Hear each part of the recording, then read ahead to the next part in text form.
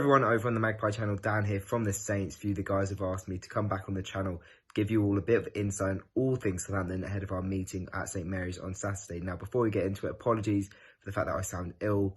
Probably the worst time to pick up a sore throat with all this coronavirus stuff. I promise you I don't have it. But yeah, it's not been a great week.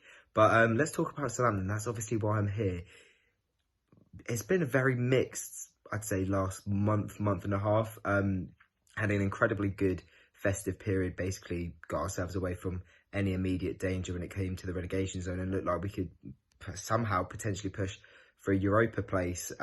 Given how we started the season, it was just absolutely mental, the fact that we turned it around to the extent that we did. You know, victories against Aston Villa, Chelsea, Spurs, and then got a 2-0 lead against Wolves, lost that 3-2 at home, got a good win against Palace away, but then there have been a few other poor performances. 2 weeks ago against Burnley at home, we were really poor. Last week against West Ham, a 3-1 defeat. Either side of a 2-0 win at home to Villa, where we should have scored more. So it's been a bit up and down over the last few weeks for Saints, but ultimately we've done enough, in my opinion, to stay up in the league. We're on 34 points. Really, if we get another win, that's us safe. I think we're safe anyway, but you know, the league, we can't get too cocky.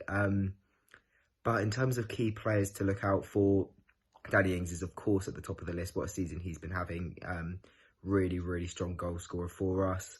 But a few names that you might not have thought about. Stuart Armstrong, excellent since he's come into the side around November, December time. He was introduced back into the starting 11 and has been absolutely incredible. Probably our best creative outlet.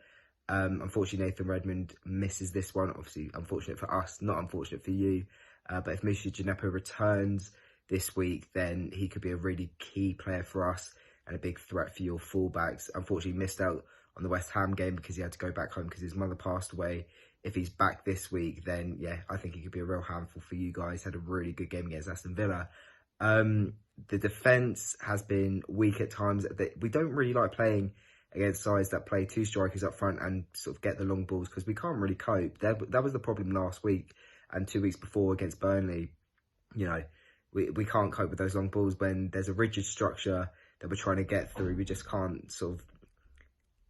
we just can't get a ball in behind the defence, and then when we're having to defend, we always look vulnerable. So I think Newcastle could cause us some problems. I know you guys haven't scored in the league for quite a while. Obviously scored 3 the other night in the cup. But yeah, I can't really tell how this is going to go, to be honest, because we've got one of the worst, if not the worst, home record in the entire league. So you guys could definitely come and get something, but I don't know. I do fancy us to pick up a win. Obviously I should be saying that, and no offense to you guys, but you're lower than us in the table. We're at home, we should be winning this game, but it's never that easy with Saints. In terms of a score prediction, I think I'll go 1-0. Clean sheet, I'm not too sure, but yeah, I think it'll be a scrappy game, tight. I don't think there's gonna be much in it, but hopefully Saints come away with the 3 points. So I hope that gives you all the insight you need ahead of our game on Saturday.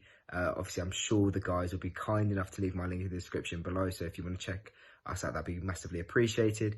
And yeah, may the best team win on Saturday. See you guys.